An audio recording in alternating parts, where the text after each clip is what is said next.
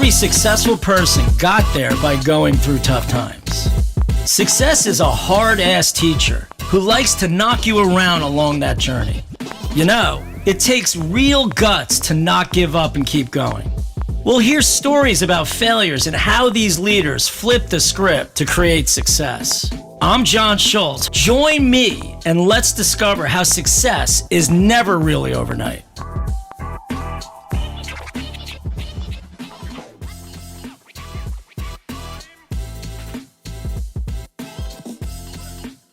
All right, so here we go, Robert. So welcome to the John Schultz podcast. So happy to be here today.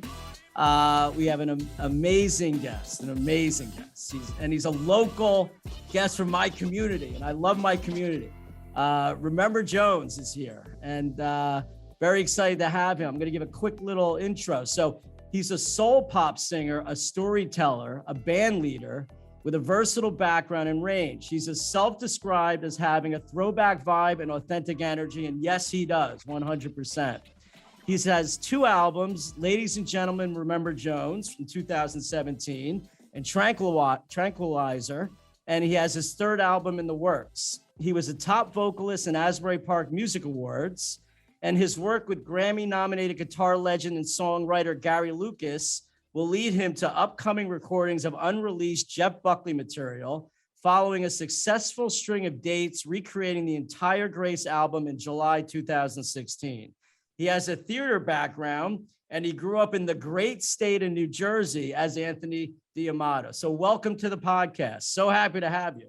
Yeah, man. Thank you for having me. This is cool. Super cool. It's very cool. Very cool. So we'll get this party started. So my first question, I've been enamored with music my whole life. I love Broadway. I love the theater. I love entertainment. It just, when something strikes you inside with entertainment, it just never goes away. So for you, where does your love of music originate? And how did this originate in you?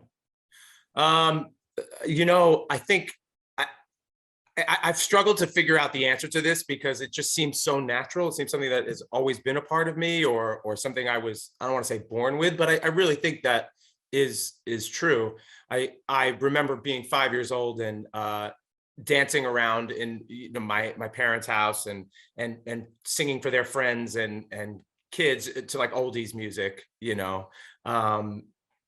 which I always loved, 50s and 60s, early doo-wop and stuff like that, early Motown. And I was always really just drawn to that. And I don't think anyone ever thought that it would be a career or something like that, but everyone loved music in my family. So I was just always surrounded by it. I remember when CDs came out, buying the first CD, begging for it. And then the Columbia House, records and all that stuff.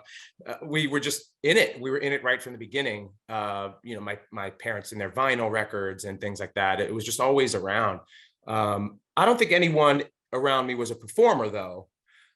Just a lot of lovers. And I think at the same time kind of soaked into television and popular culture and stuff like that. So I just always felt drawn to that naturally and a part of it naturally, if that makes any sense. I saw myself in it before I was even doing it. Always dreaming. It was like a gift, right? We all have these gifts that do come naturally to us. It's just whether or not we pursue them. Right. And it sounded like you had a tremendous amount of support around you, which will emanate those gifts, which is terrific. Yeah, I think, I don't know, now, of course, as an adult now, looking back at that time, I wish I had more support surrounding me, because I think I did a lot of it on my own. And I think that my family, who really didn't grow up around that type of thing, and truthfully really couldn't afford to support that kind of thing, just were kind of waiting for me to get a real job, and I was so enamored with what I was doing. I started doing theater when I was 12 or 13. I remember seeing my parents' face when they first heard me sing live. Their jaws were just dropped. I mean, I don't think it was anything anyone really anticipated. And it was also me as the entertainer. That I think comes more natural to me if you could like kick me out onto a stage or in front of people and I'll figure it out really quickly. But you know, music and stuff like that, I take a little bit of time. I overthink that stuff.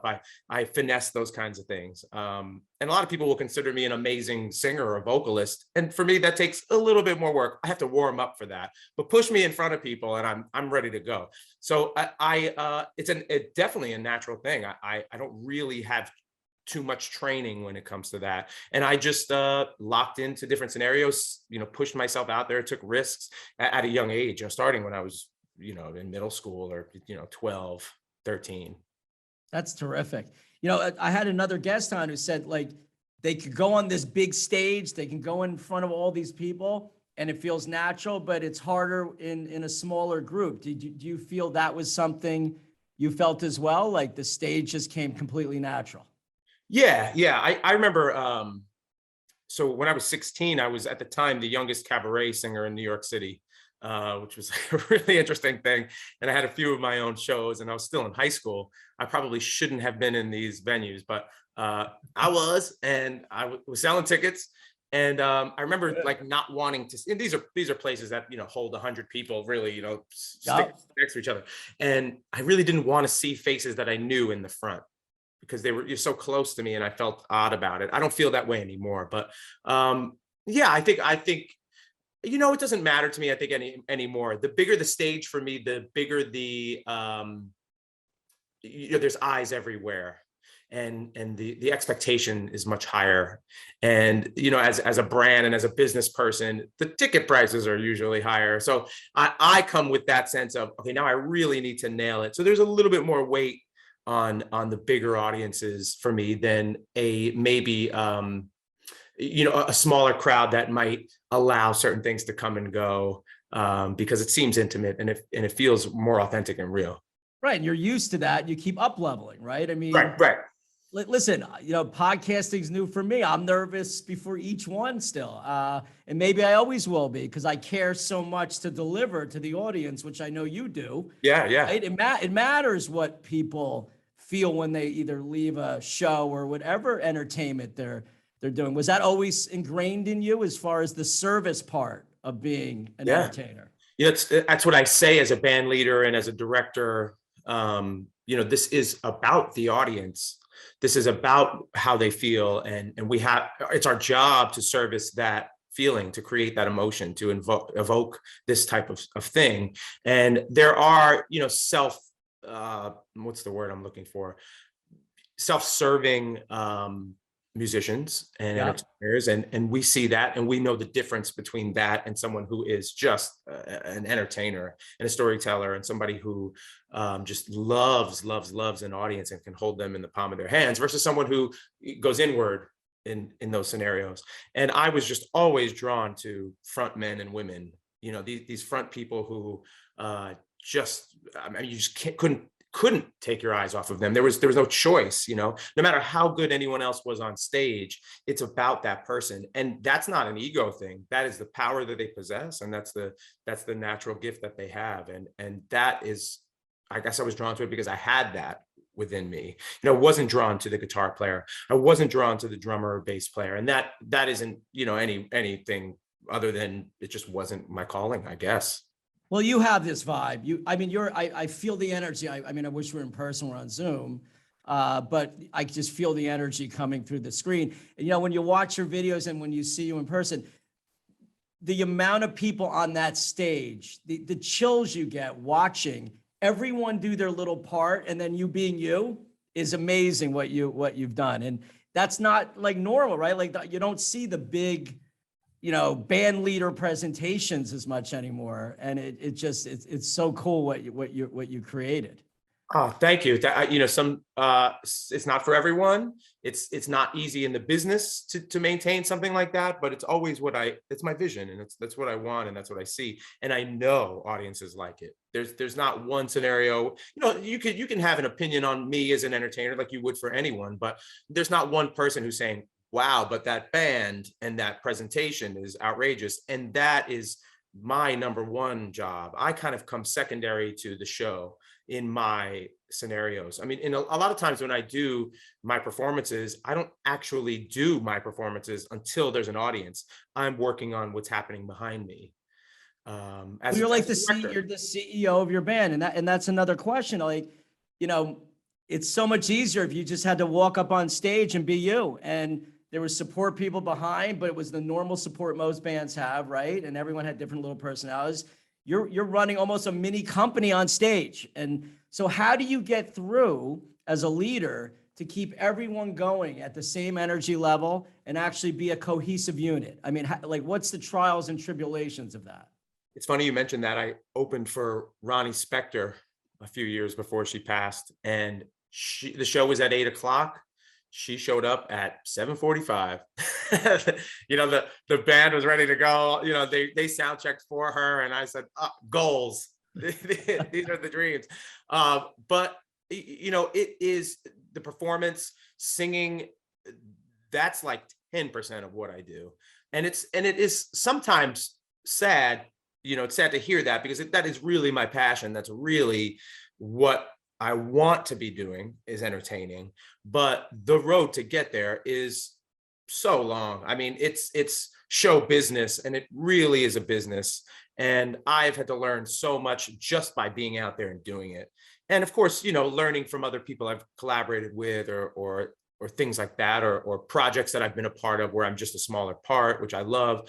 You know, I've learned a lot, and I've learned what I would do and wouldn't do and things like that. But everybody, just like any business, has their own way of operating it. And the people within that have their own opinions of how that's being operated. And that creates a work scenario and a workflow. And then you do become a CEO of a business. And after every show I do, or my manager sends checks. You know, sometimes I'm not celebrating. I'm going home in my pajamas, sending the paychecks out to everyone while they're out partying. I've had people stop me on my way off the stage while I'm drenched in sweat looking for their money. So it's, you know, it's a business, and I get it. And it's my responsibility to take care of a lot of people's livelihoods in a lot of scenarios. So it is challenging. It's probably the biggest challenge. It's the thing that keeps me up, you know, the most times. Looking at a year in advance, you know, looking at the 5-year plan, when you release a record, and that's a 2 to 3 year process, on top of your touring, on top of the brand stuff, on top of social media, on top of connecting to the fans and staying on top of that. You know, my days are generally 12 hours long, and then sometimes I'm performing. So it's a lot. It is not healthy. And I've learned, you know, why we see some tragic, you know, scenarios in the music business. It is really, really a tough one. And there is so much happiness that I do get from it that I really try to maintain and hold on to as much as possible. And usually that's when I'm on stage and performing and seeing people smile and stuff. Otherwise, it's kind of cutthroat. But like, what I love about what you're saying is, listen, not everyone's able to do their passion. So like one of my sayings that I heard from this very cool inspirational speaker is that you can say every day, and when you wake up, I get to do this. Like, you can actually say that. And what you're saying you get to do is really what you've always wanted to do. Nothing's perfect. All that other stuff, you have to learn and you have to deal with. Otherwise, you can't have what you really want to do, to aspire to be. But what's interesting is, you know, today, you know, for the music industry, I mean, the change of what's gone on is crazy. How do you feel social media? I mean, because you fill every venue. I mean, what you're doing is unbelievable as a newer artist. How has social media helped that?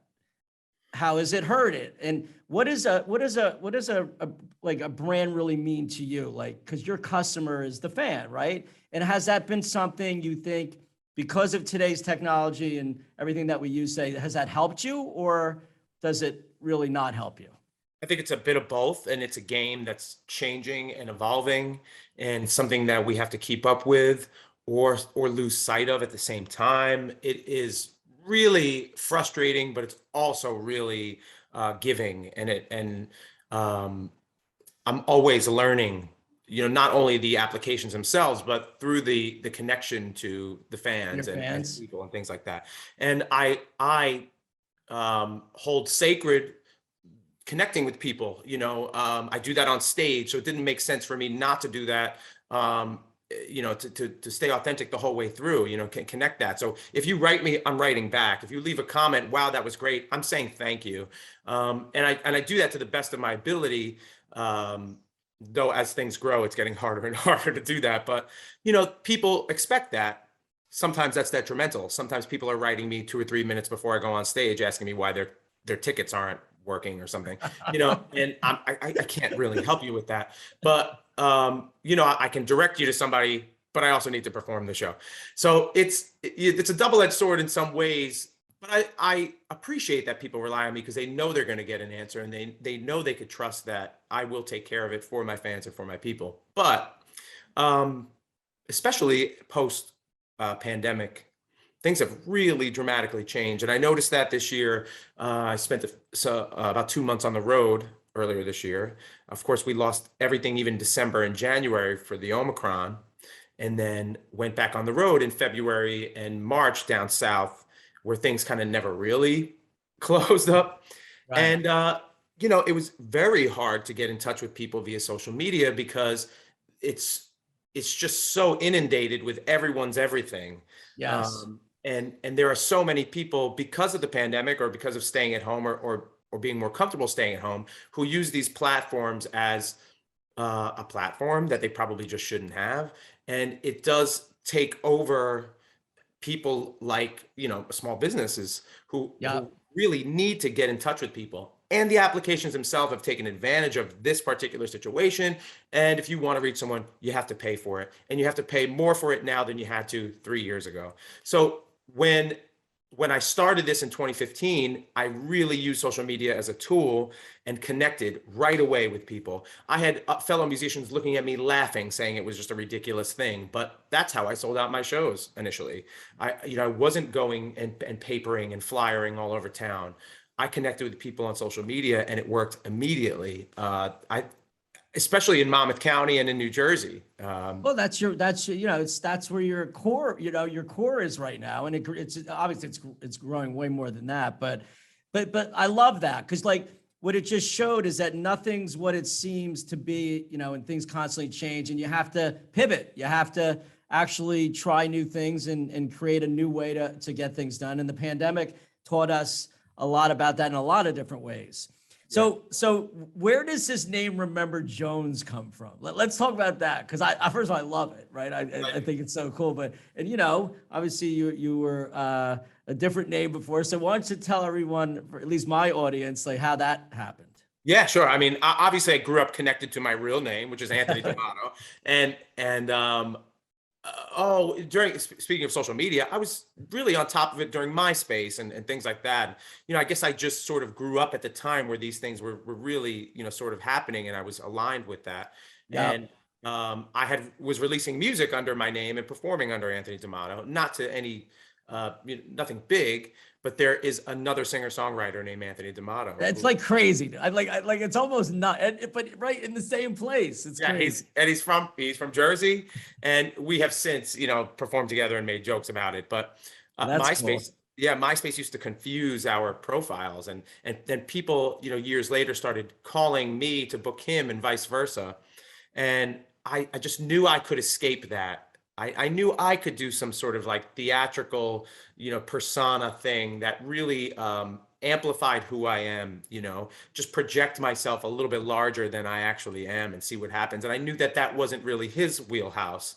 And this was sort of my leg up. So I tried to create my David Bowie, my Lady Gaga, Tina Turner, something like that. Freddie Mercury, where it was just like a name for myself that became this brand. Because I wanted to do more than just be a performing artist. I wanted to brand what I do as a producer and a stage director and a coach and A&R and manager and all of this stuff. So I couldn't think of a name. I really was stuck on that. I could have gone in 100 different directions. I could still be figuring out a name, if I didn't just commit to something.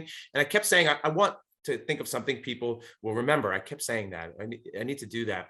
And I use, as a director, I've used the word remember before in certain circumstances. It's one of the first words I spelled as a kid, which is a weird thing. I don't know why.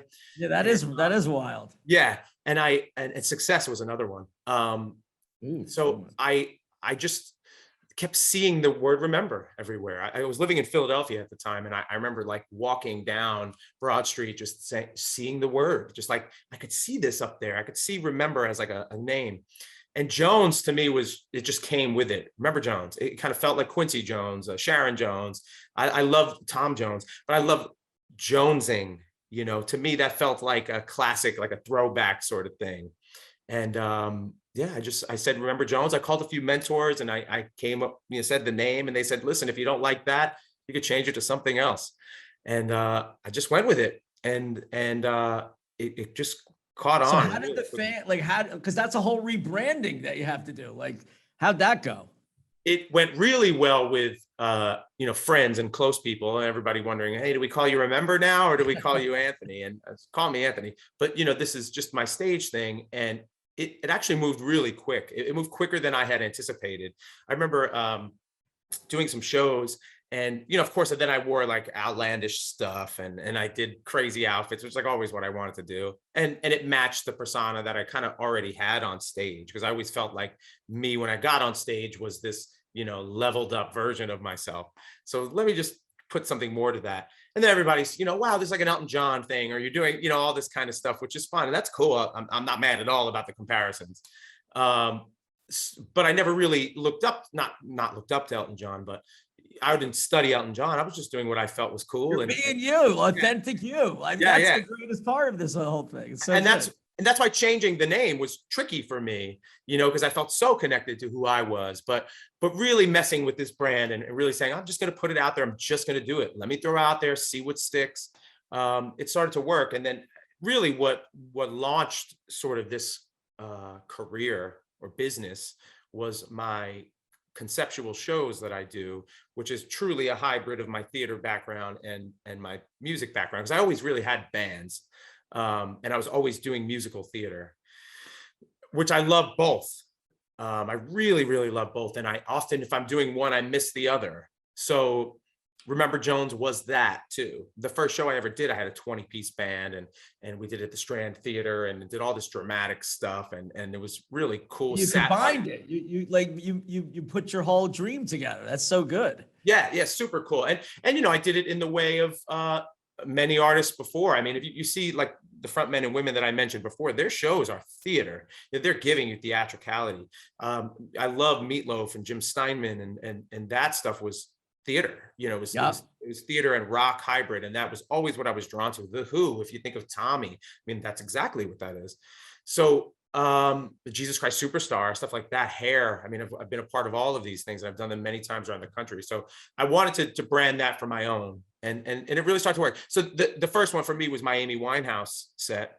You did it for her full album, right? The whole thing. Yes, I do all. Was that ever done? But was this ever done before? I've never heard of it. I've never, I've heard of cover band, but this is like a whole production, like a whole thing. Yeah, and that's the difference between what I do and what other people do. It's not a tribute, though people like to sell it as a tribute. It's not a cover show. It's almost like a revival of a work, sort of like a Broadway revival or something like that, where I take. Well, that's your niche. That's your brain.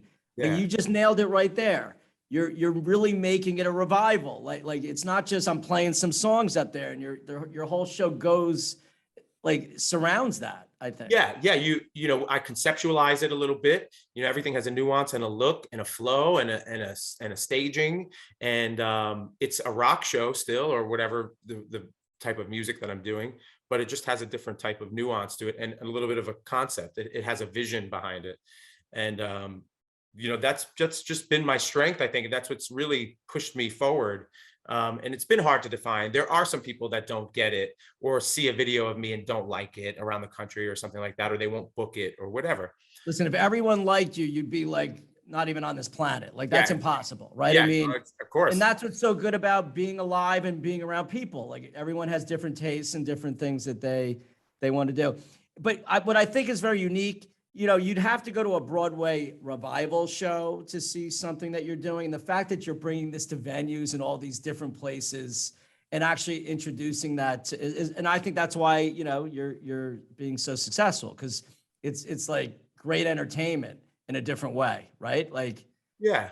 And I think it harkens back, you know, it's something that, you know, a lot of my fan base in New Jersey is a little bit older, or I don't like to say older because it's a number in my opinion, but they are willing to pay to sit down, yep. is what I say. So then I am also willing to give them, and you know, right here you go, you know, here is this, Yep. here is this packaged thing. And just a few weeks ago, I did all of Bat Out of Hell, the whole Meatloaf album. And I had a 17-piece band, and we had Max Weinberg on drums.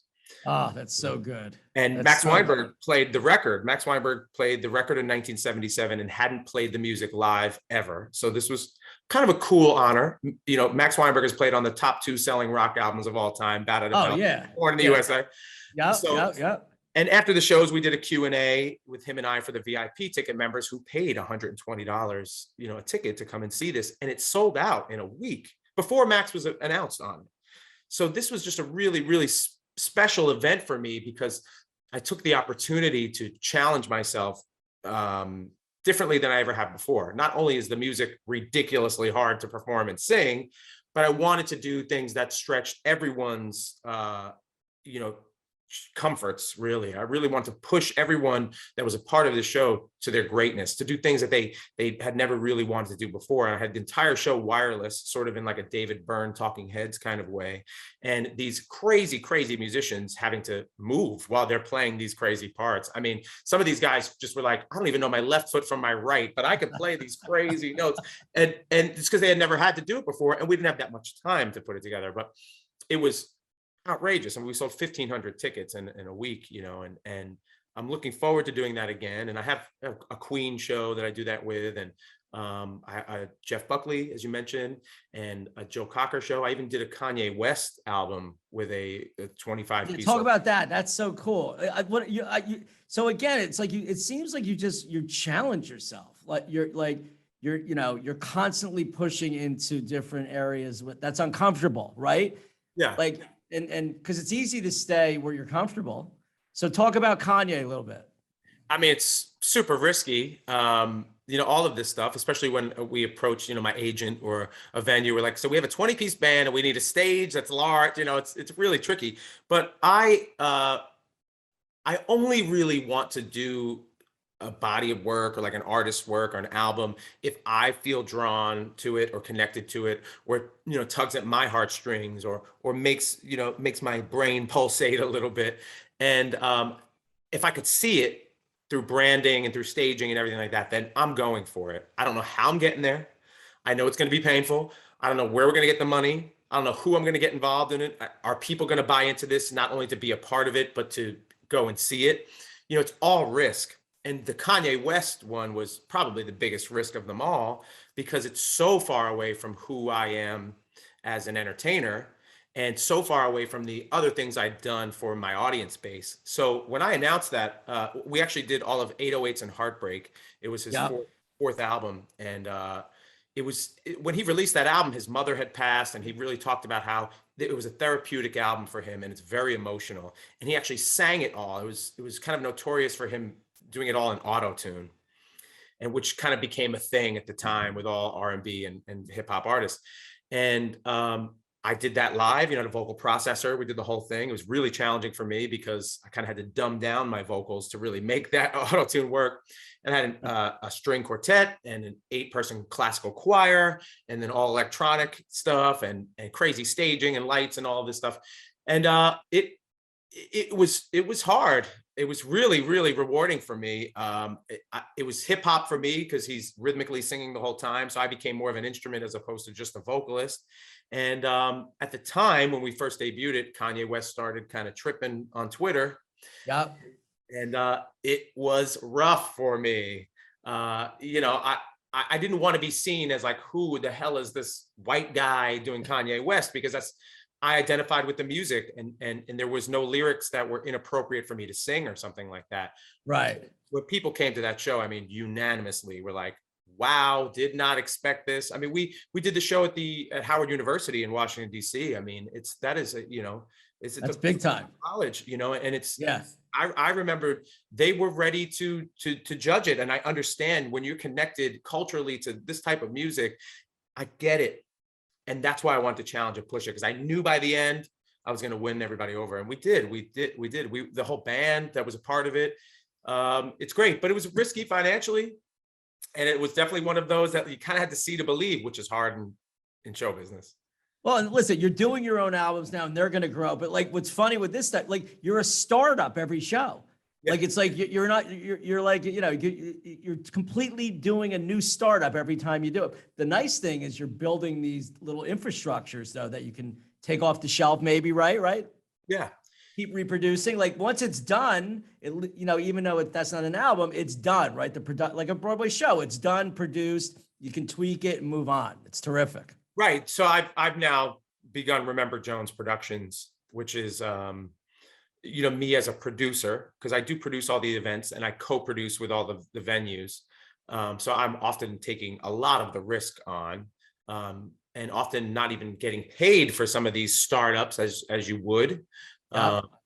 And when I tour, that's another thing too. I don't really make that's promotional for the stuff that I kind of do at home. And then what we are so fortunate to make here in New Jersey and New York and Pennsylvania is really what allows me to take on the rest of the country.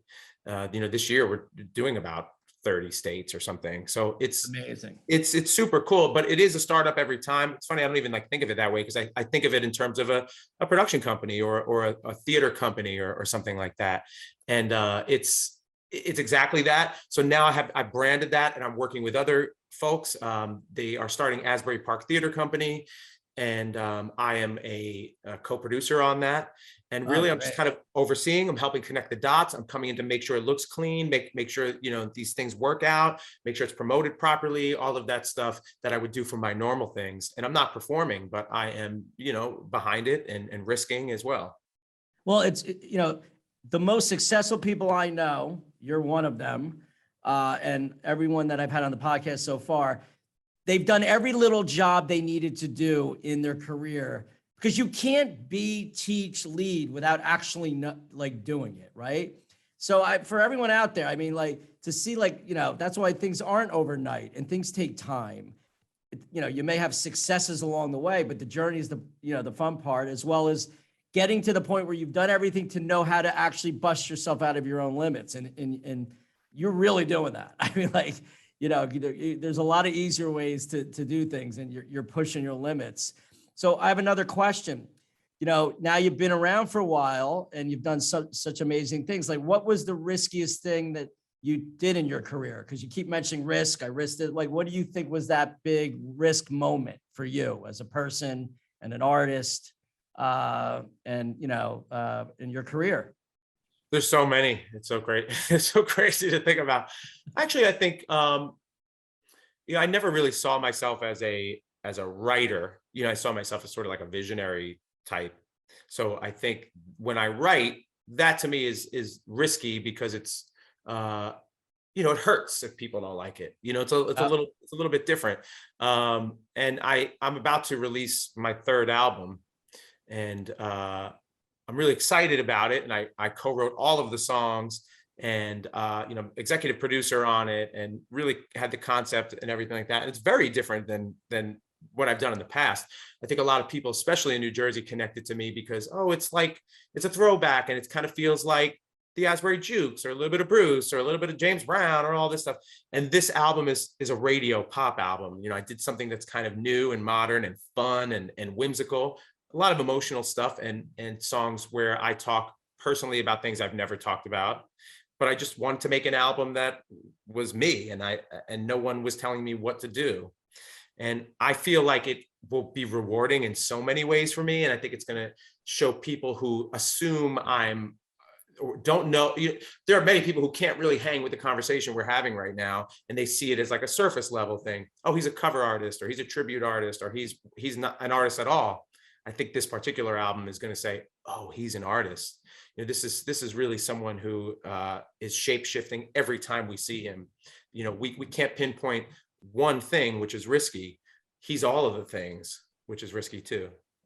Listen, you know, listening to you today, that, you know, if people don't have a new understanding of what you go through to be you, that, you know, this is not just some band that goes up on some stage and does cover. I mean, you're like, these are real productions. And, but you listen, you should know that anyway, because you would never be able to get the reach that you've gotten. So as much as, you know, you may not think so, listen, I feel the same way every day. I'm like, you know, I feel like I'm the underdog in my life every day. I don't care what I've done to date. I constantly feel like an underdog. My favorite movies are Rudy, Rocket, you know, movie. I love that guy. I love that person that always, you know, because that's what drives you. So that's great. So what would you say would be then the most significant teaching moment up until this point that's going to, and you know, you said you're going to bare your soul, which probably this album's gonna be very therapeutic for you, right? Like, what would you say is the biggest teaching moment